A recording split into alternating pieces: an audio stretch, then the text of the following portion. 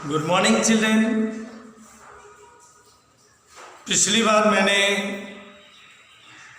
साखी का अर्थ बताया था और कवि और कविता का परिचय देते हुए इसमें कुछ बातों का अतिरिक्त बातों का भी मैंने जिक्र किया था। आज क्वेश्चन आंसर की बारी है, प्रश्न उत्तर की। लेकिन फिर से मैं पांचों साखी का अर्थ बता देना चाहता हूँ ताकि क्वेश्चन आंसर आज समझने में बेटा आप लोगों की कोई परेशानी नहीं होगी। जैसे पहली साखी है, गुरु गोविंद दो खड़े काके लागू पाए, बलिहारी गुरु आपनो जिन गोविंद दियो बता।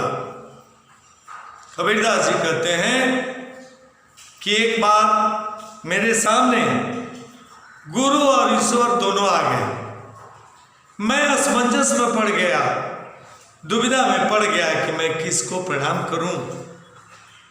अंत में यह सोचकर कि गुरु की कृपा से ही वे ईश्वर का दर्शन कर पाए थे या ईश्वर को पहचान पाए थे, इसीलिए उन्होंने गुरु को अधिक महत्व देकर उन्हें सबसे पहले अभिवादन किया और अपनी दुविधा से मुक्त हो गए। कहने का मतलब ये, इस साखी में कबीरदास ने ये बताया है कि मनुष्य को ईश्वर तक पहुंचाने या ईश्वर का दर्शन कराने में केवल गुरु ही समर्थ है, गुरु ही करा सकता है। मनुष्य स्वयं चाहे कि ईश्वर का दर्शन कर ले, ईश्वर को पहचान ले, असंभव है। गुरु माध्यम है ईश्वर तक पहुंचने का, इसीलिए गुरु का स्थान ईश्वर से भी ऊंचा है। जैसे कबीर ने गुरु को अधिक महत्व दिया, क्यों? क्योंकि उन्होंने गुरु की कृपा से ही ईश्वर को पहचाना था। ये नहीं, ईश्वर की कृपा से ही उनको ईश्वर का दर्शन हो पाया था। ये रहा पहली साखी। दूसरी साखी, जब मैं था तब हरि नहीं, अब हरि है तो मैं नहीं। इसका मतलब मैं मतलब प्राउडनेस, अहंकार। यहां कबीरदास कह रहे हैं कि जब मैं था तब हरि नहीं। समझाना चाह रहे हैं कि जब तक मनुष्य में अहंकार रहता है, ईश्वर की भक्ति उससे नहीं हो पाती। और वही जब ईश्वर की भक्ति करने लगता है, उसके अंदर कोई अहंकार नहीं रहता। जहां अहंकार है वहां भक्ति नहीं होगी, और जहां भक्ति होगी वहां अहंकार नहीं होगा। प्रेम गली अति साकरी तामे दोनों समय। कबीरदास जी कहते हैं कि ईश्वर से प्रेम करने का रास्ता, गली रास्ता इतना पतला है कि उस पर दो एक साथ नहीं जा सकते, अहंकार और भक्ति। अहंकार जाएगा तो भक्ति नहीं जाएगा, भक्ति जाएगी तो अहंकार नहीं जाएगा। कहने का मतलब ये, कबीरदास ने ये बताया कि ईश्वर की भक्ति अहंकार को त्यागने के बाद ही की जा सकती है, अन्यथा नहीं। और जब सही सच्ची भक्ति होने लगेगी, अहंकार नहीं रहेगा।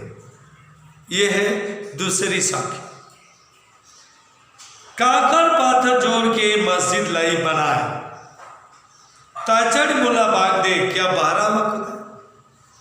कह रहे हैं कि कंकड़, पत्थर, सीमेंट, ईंट आदि सब इकट्ठा करके आपने मस्जिद बना लिया ताकि आप अल्लाह की इबादत कर सकें। फिर भी दिल से इबादत करने के बजाय आपने ऊंची आवाज में ही अल्लाह को पुकारना शुरू किया।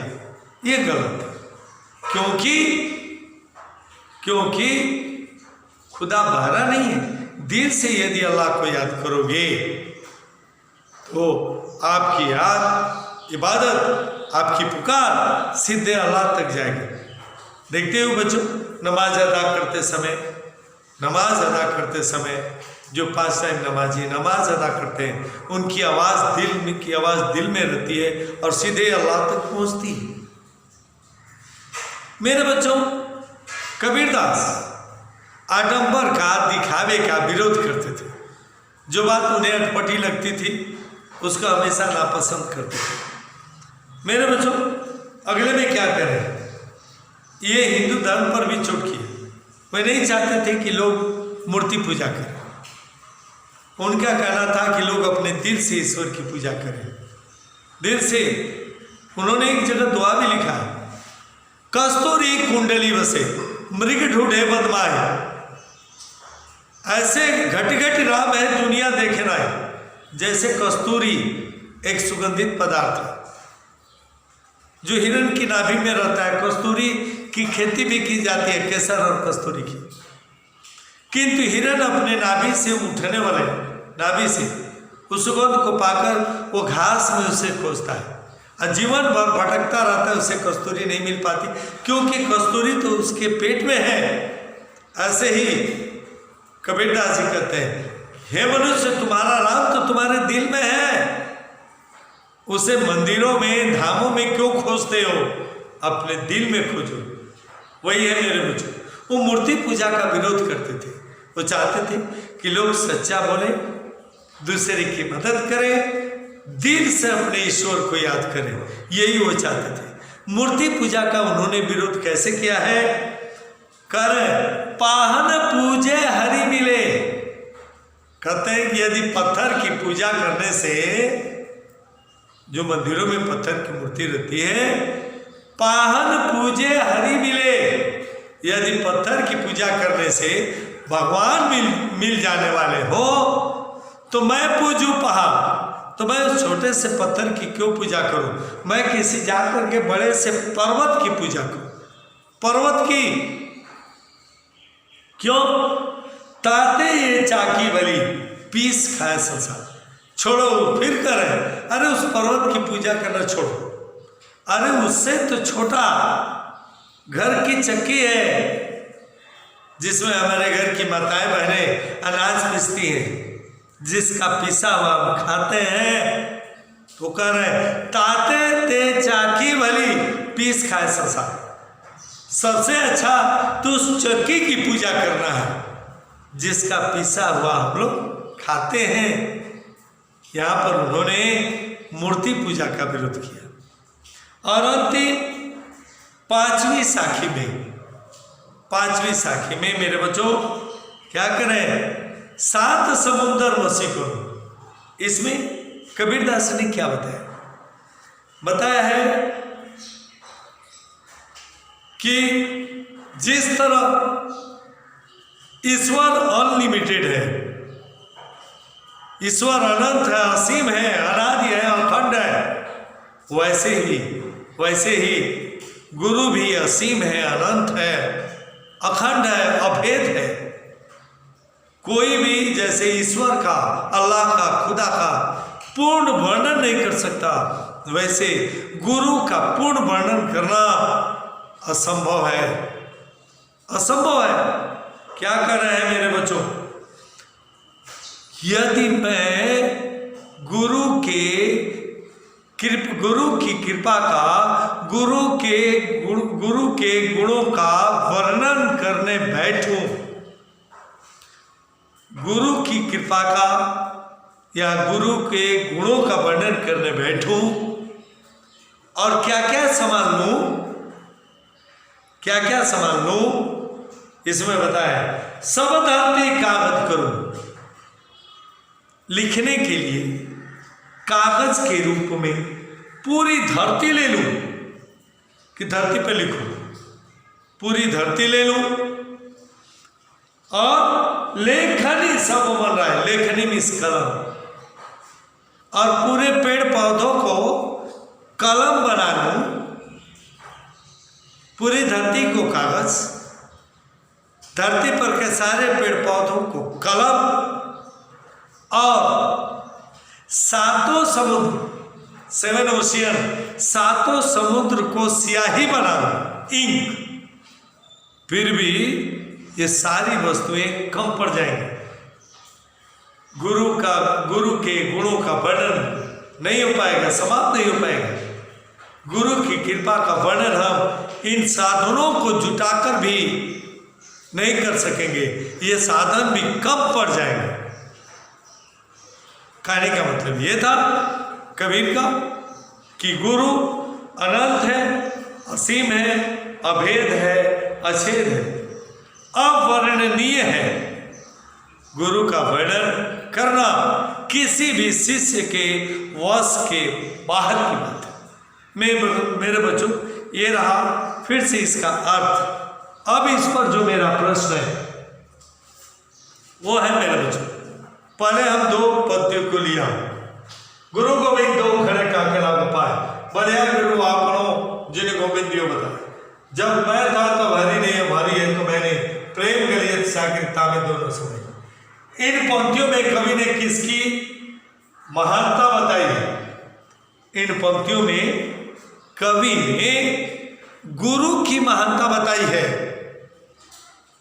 क्योंकि गुरु के ज्ञान से, गुरु के दिए ज्ञान से अज्ञानता मिटती है। गुरु के दिए हुए ज्ञान से ईश्वर का दर्शन होता है।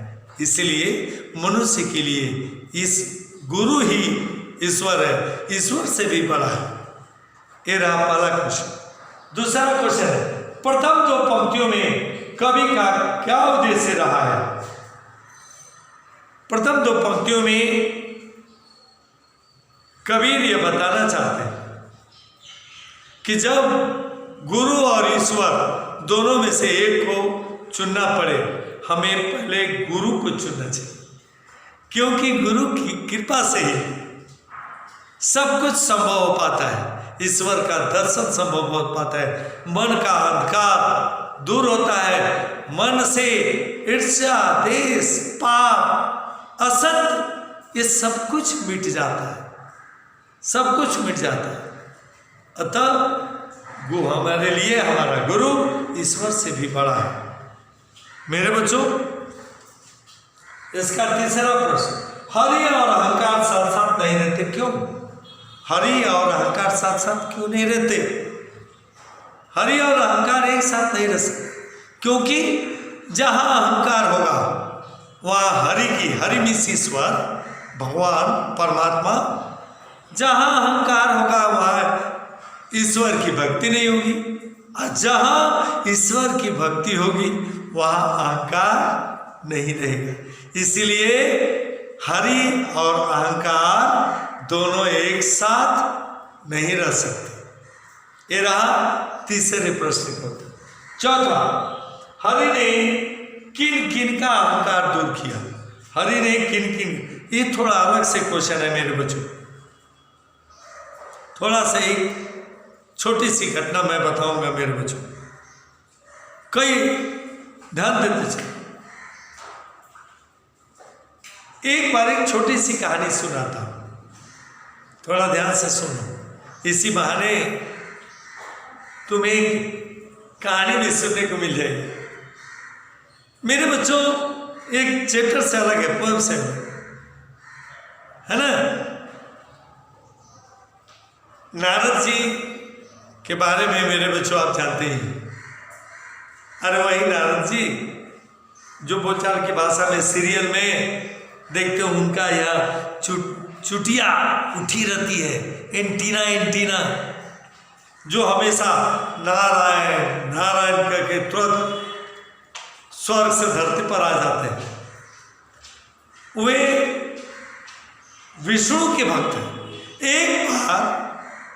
एक बार उनके मन में अपनी भक्ति का घमंड हो गया। उन्हें लगा कि वे भगवान विष्णु के सबसे बड़े भक्त हैं। ध्यान से सुनना मेरे बच्चों कहानी। आगे ये एक पोएम भी आता है जिसमें यही कहानी है, जो हम आज से 3-4 साल पहले पढ़ाया था, जिस कविता का नाम था प्रियतम। नारद जी को अहंकार हो गया कि संसार में मुझसे बड़ा भगवान विष्णु का भक्त कोई दूसरा नहीं है। और यही बात सुनने के लिए वे भगवान विष्णु के पास गए और उन्होंने पूछा, प्रभु आपका सबसे बड़ा भक्त कौन है? आपका सबसे बड़ा भक्त कौन है? नारद जी को लगा कि भगवान विष्णु कहेंगे, हे नारद आप ही सबसे बड़े भक्त हैं। किंतु ऐसा नहीं हुआ, क्योंकि भगवान विष्णु नारद के मन में उपजे अहंकार को देख लिए थे। उन्होंने नारद से कहा, प्रिय नारद, मेरा सबसे बड़ा भक्त धरती पर रहने वाला एक किसान है। एक किसान। नारद जी को भगवान विष्णु की बात हजम नहीं हुई। उन्होंने कहा, प्रभु हम उस किसान की परीक्षा लेंगे। भगवान विष्णु ने कहा, ठीक है जाओ उस किसान की परीक्षा ले लो, मुझे कोई एतराज नहीं।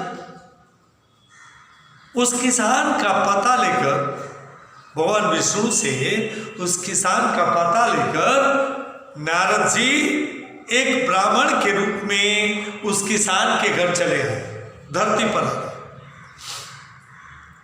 उस किसान के घर में वे एक दिन ठहरे। उस एक दिन के भीतर उन्होंने क्या देखा कि किसान अपने बैलों को लेकर खेत पर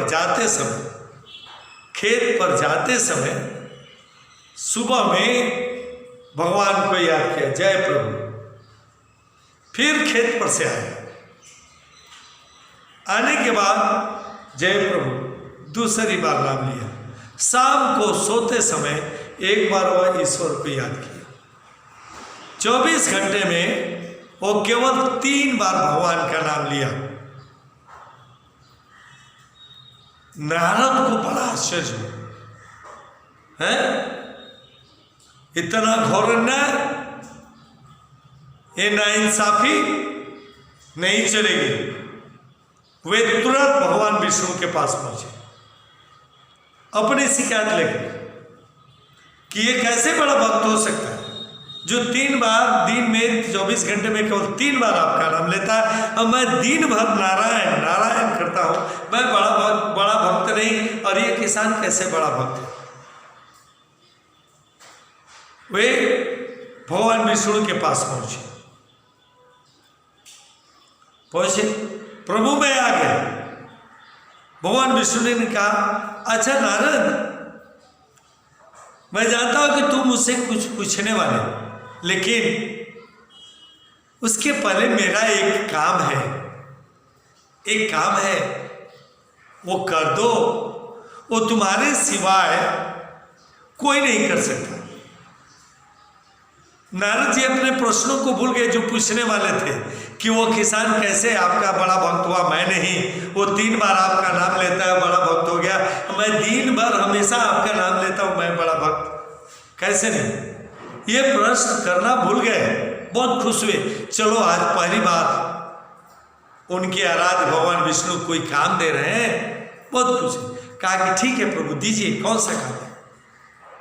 भगवान विष्णु ने उन्हें एक बर्तन दिया, मटकी, जो पूरी तरह से तेल से भरी हुई थी, पूरी तरह से एकदम ऊपर तक। उन्होंने कहा, हे नारद, इस बर्तन को अपने हाथ में लो।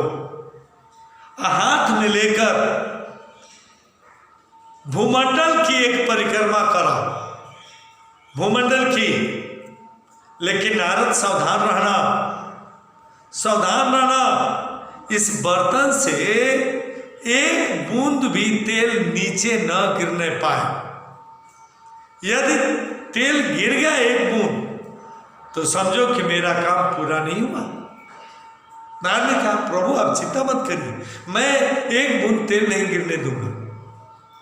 वे तेल का पात्र लिए भूमंडल का परिक्रमा करने लगे। कुछ देर में परिक्रमा करने के बाद, कुछ घंटों बाद वे भगवान विष्णु के पास पहुंचे। वहां पहुंचते सब बड़े खुश थे, इसलिए खुश थे क्योंकि उन्होंने उस पात्र से एक बूंद तेल गिरने नहीं दिया था। वहां पहुंचने के बाद उन्होंने कहा प्रभु लीजिए आपका काम पूरा हुआ। भगवान विष्णु ने कहा नारद आपका भी उत्तर आ गया। नारद ने कहा कैसे? भगवान विष्णु ने कहा आप तो मुझसे यही न पूछना चाहते थे कि मैं दिन भर आपका नाम लेता हूं, फिर भी मैं आपका बड़ा भक्त नहीं हुआ। वो किसान केवल 3 बार आपका नाम लेता है, वो बड़ा भक्त कैसे हो गया? नारद ने कहा हाँ प्रभु, मैं यही तो पूछना चाहता था। भगवान विष्णु ने पूछा नारद एक बात बताइए। नारद ने कहा पूछिए महाराज। भगवान विष्णु ने पूछा एक बात बताइए, ये पात्र लेकर जो आप प्रदक्षिणा कर रहे थे, घूम रहे थे, भूमंडल की परिक्रमा कर रहे थे, उस समय आपने मेरा नाम कितनी बार लिया? नारद ने कहा प्रभु मैंने एक बार भी नहीं लिया। क्यों आपने नाम नहीं लिया? क्या कहते हैं प्रभु, आपका तो काम कर रहा था इसीलिए आपका नाम लेना मैं भूल गया। आपका काम कर रहा था। उल्टे नारद जी भगवान विष्णु को दोष देने लगे। भगवान विष्णु ने कहा नारद जी आपको एक काम मैंने दिया, एक काम, तैल पात्र का तेल का बर्तन लेकर भूमंडल की परिक्रमा करने के लिए, और एक काम करते समय आप इतने भूल गए, ध्यान लगा दिए कि आपने एक बार मेरा नाम नहीं लिया। और दूसरी तरफ उस किसान को मैंने एक साथ अनेकों काम दिया है, खेती बाड़ी का, पशुपालन का, अनाज बोने का, फसल काटने का, बच्चों की परवरिश का, पढ़ाने का, शादी विवाह का, फिर भी इतने कामों को करते हुए वो मेरा नाम 3 बार लेता है। आप खुद बताइए कि आप मेरे सबसे बड़े भक्त हैं या वो किसान सबसे बड़ा भक्त है? नारद को अपनी गलती का एहसास हुआ, उनका घमंड चूर हुआ और वो समझ गए कि भक्ति में अहंकार का कोई स्थान नहीं होता। जिसको भी अहंकार होगा मेरे बच्चों, जैसे रावण सबसे बड़ा विद्वान था, भगवान शिव का सबसे बड़ा भक्त था, लेकिन अहंकार था उसमें और उसका अहंकार ही उसे मार दिया। क्योंकि अहंकार से वो शिव का भक्त था, राम का भक्त नहीं हो पाया, क्योंकि अहंकार थी। सच्ची भक्ति वो नहीं कर पाया। वही है मेरे बच्चों, इसका आंसर है भगवान ने अपने भक्त नारद का अहंकार दूर किया, है ना। लिसन कई इसमें दोबारा नारद का कई एक रामायण की घटना, नारद का भी अहंकार दूर किया था। ये भी एक घटना जो मैं बताया। इसमें दूसरी बात है, एक मतलब कि कामदेव का भी उन्होंने लिसन कामदेव को जीत लिया था। वे एक सुंदर नारद जी एक सुंदर लड़की से शादी करना चाहते थे। उन्होंने भगवान विष्णु से कहा मुझे आप अपना रूप दीजिए, बहुत सुंदर हो, है ना। उन्होंने कामदेव का रूप धारण किया। वहाँ गए, भगवान विष्णु ने, मेरे बच्चों अपना चेहरा खुद नहीं दिखाई देता जब तक आईने में न देखा जाए। भगवान विष्णु की कृपा से नारद को बंदर का रूप मिल गया। वे गए स्वयंवर में, सुंदर युवती के स्वयंवर में। वे तो समझते थे कि उनका रूप सबसे सुंदर है। वहाँ पर मेरे बच्चों ये भी एक कहानी है, इसके अनेक कारण भी है, मैं बताता हूँ मेरे बच्चों। वहाँ अंत में उनके उछल कूद को देखकर महिलाओं ने कहा कि आप क्यों उछल कूद कर रहे हैं, अपने चेहरे को नहीं देखते? आईना नहीं है तो पानी में जाकर देखिए। नारद पानी में देखे तो उनका चेहरा बंदर का था। उसी समय नारद ने भगवान विष्णु को श्राप भी दिया था, जाइए, जिस नारी के लिए मैं तड़प रहा हूँ वैसे आप भी अपनी नारी के लिए तड़पेंगे। आज जो बंदर रूप दिया है आपने, वही बंदर आपकी मदद करेगा।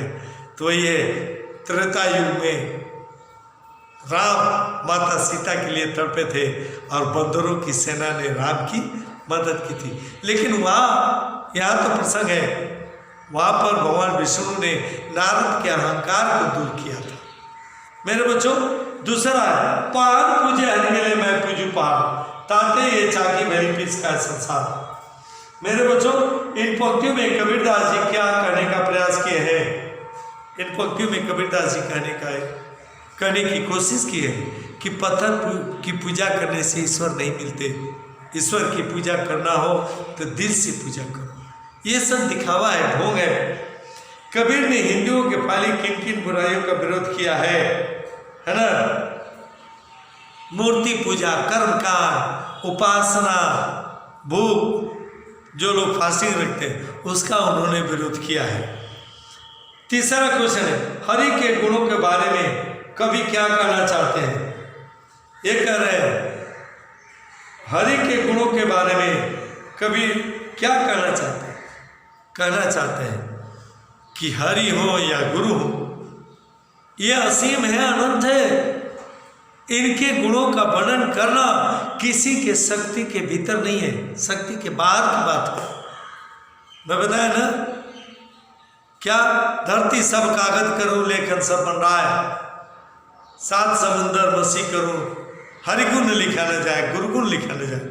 यदि गुरु के, ईश्वर के गुणों का वर्णन करने बैठूं और वर्णन करने के लिए धरती को कागज बना लूँ, सारे पेड़ पौधों को कलम बना लूँ, सातों समुद्र को स्याही बना लूँ, फिर भी ये वस्तुएं कम पड़ सकती हैं।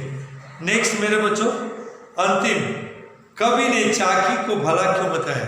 चाकी मिस चक्की, चाकी मिस चक्की है ना, चक्की जिसको हम घर में हमारे विभिन्न समुदाय में उसे अलग नामों से जाना जाता है। उसका शुद्ध हिंदी रूपांतर है चक्की, जिसको चाँद, जाता, कई नाम से लोग जानते हैं। मेरे बच्चों, चक्की की चर्चा इसलिए किया है कबीर ने क्योंकि वो बताना चाहता है कि हमें पूजा उसकी करनी चाहिए जिससे हमें फायदे हो। जैसे मूर्ति की पूजा नहीं करनी चाहिए या पहाड़ की पूजा करनी चाहिए चक्की की, क्योंकि उसी का पीसा हुआ हम खाते हैं। हाँ, पूजा करो ईश्वर की तो दिल से, मन को शांत रखते हुए, अपने गलतियों के लिए क्षमा मांगते हुए, अपने आप को अज्ञानी और अबोध बताते हुए सच्चे दिल से एक बार ईश्वर को पुकारो, अल्लाह को पुकारो, तुम्हारी पुकार ईश्वर तक अवश्य पहुंचेगी। मेरे बच्चों, ये सारे प्रश्नोत्तर फोटो खींच चुका हूँ, डिस्कशन भी कर चुका, ये लिख लेना मेरे बच्चों। ये चैप्टर आज खत्म हुआ। आज के लिए इतना ही। धन्यवाद। सुखी रहो, प्रसन्न रहो, सेहतमंद रहो। धन्यवाद मेरे बच्चों।